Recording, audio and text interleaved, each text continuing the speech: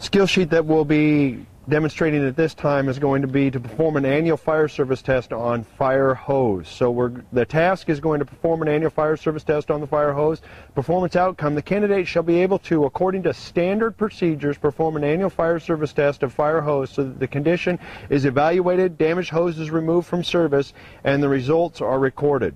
On the conditions: given a pump, a marking device, pressure gauges, a timer, record-keeping materials, and related equipment, the candidate shall demonstrate the ability to, number 1, mark the hose directly behind the coupling, inspect the gasket condition, and visually inspect the hose for damage. Number 2, assemble the fire hose to a maximum length of 300 feet and connect to a discharge port with a restricted flow.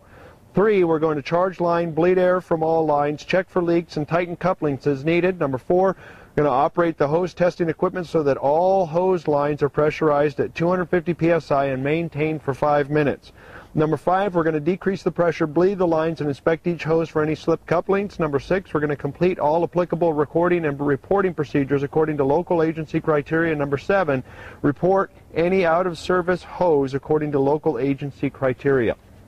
So for this evolution skill sheet, most likely you could have a hose testing pump, or you're going to have an engine given to you. They'll probably be hooked up into a water source, and then you will have your helper or your pump operator. So you're not going to be expected to know how to charge the lines out of any specific pump or hose testing piece of equipment.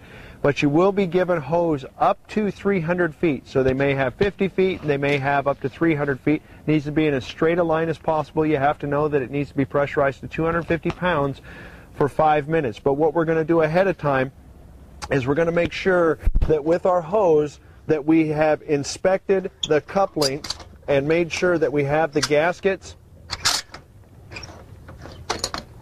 in place, that they are good, they're not ripped, they're not torn, they're not kinked.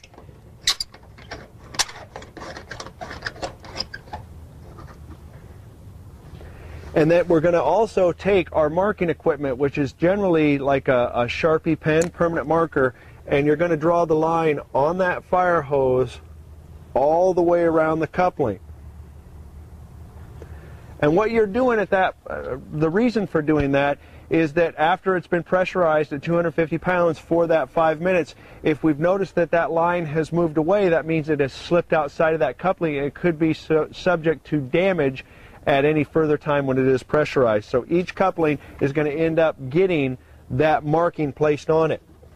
Also, to record that criteria, you're going to follow that local protocol. So when we're saying the local protocol, with the Oak Harbor Fire Department, our hoses have different numberings on them based on the year, based on the number of the hose, for documentation purposes and tracking purposes, and for things that need to be repaired or maintained. So we can see on this hose here, the number on it is a 106-09. So 106, and it was purchased and put into service in 2009. So I've now got this piece of hose marked down. I'm going to proceed down the hose. Again, looking for any damage that I might be able to spot ahead of time that could draw my attention to that location while we're doing the test. So if I see some types of chafing, any types of rips or damage to that hose, I'm going to want to take special note and safety precautions in that area of the hose. So looking this coupling over, taking my Sharpie out, drawing my line all the way around.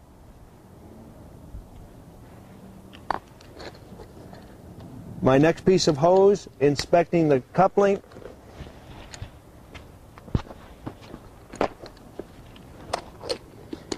And we're always wanting the hose to be in as straight a line as possible.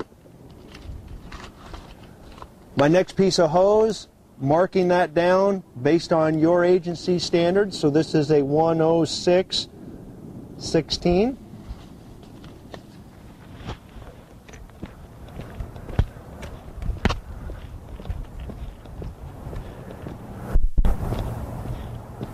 Down to the far end, we're still going to be marking our coupling with our permanent marker. I'm going to place a nozzle on the end.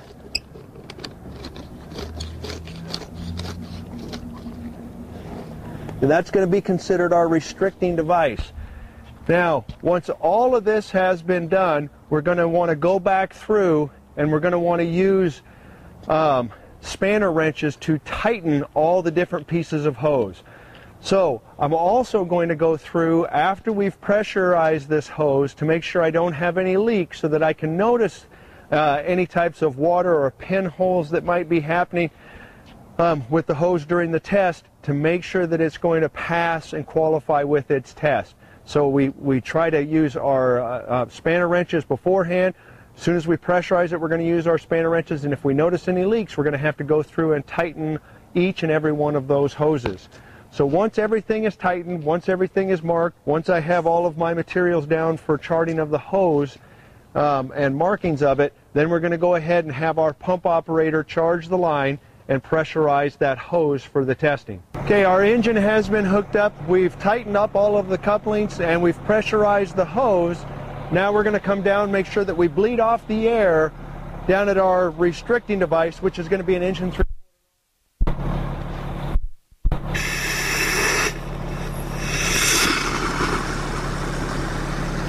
So the air's been purged, and to keep our pump cool during that hose testing that is going to last for at least 5 minutes at 250 pounds, we're going to leave a little bit of a trickle of water so that that pump stays cool, with water constantly coming on the inlet and then being pumped down our line. Now, we're going to then end up walking down our hose as he's increased that pressure and he gets it up to 250 pounds. We're going to want to make sure that we start our time on our paper that we're at 205 minutes, and it's going to be safely and constantly walking back and forth up and down the hose, taking some care to note those areas where we might have seen a little bit of damage or chafing to those pieces of hose, but then to look also at the couplings if they need to be tightened a little bit to prevent any of the leaks going on in those areas, but then looking for damage, but also always being aware and conscientious of safety concerns because we do have the hose pressurized to 250 pounds. So we would start our watch once we've got the thumbs up that all is good and that our pressure is correct at 250 pounds. The clock starts for 5 minutes, and we're going to maintain that pressure in those hoses and walk up and down looking for any types of leaks or damage to that hose. If we notice something that's a safety concern, we're going to immediately call for a shutdown of the pump, and we're going to decrease the pressure on the lines and then take that piece of hose out of service. So the 5 minutes have gone by. We've monitored for any types of leaks or damage or safety concerns that were noted on the hose. After that has happened, they're going to shut down our pressurizing device, which would be our engine or our pump test equipment. We're going to come down and then slowly relieve the pressure off of this hose. Bleed off any of the pressure safely, and then we're going to end up inspecting each of those couplings for that mark that was placed on that hose to see if we've had any slippage of the hose from the couplings. If we did note any type of damage, if I saw some areas that were raised up, if I saw something that had leaks coming out of it or the jacket was damaged in some way, I can circle that with my marking device or what your department uses, which the Oak Harbor Fire Department then uses a piece of chalk. We can mark that area to see if it's a piece of hose that then they can send back in to have the couplings refitted, or if we're just going to end up destroying that hose. If the hose is taken out of service, then per our standards, what we're going to end up doing is rolling the hose backwards. So typically we have the threaded ends of the male coupling protected on the inside. We will roll it backwards, have those threads exposed, and we tie a knot in the end of that hose. So that signifies that that piece of hose has been taken out of service for some type of damage or a possible safety concern. So it's rolled backwards and then with a knot tied at the end. Also with those numbers, it would be noted on a piece of hose that failed.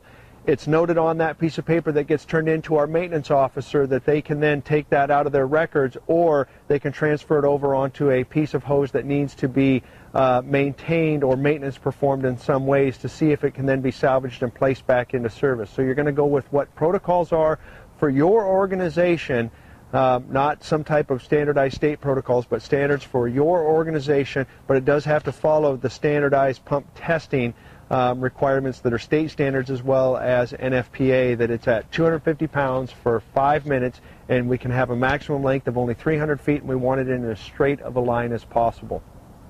For our safety concerns, then we always want it noted, whether it's full PPE for your department, the Oak Harbor Fire Department is going to make sure that we have gloves and that we have a helmet on anytime that we're going to be working around or doing pump testing, or we're going to be doing hose testing procedures.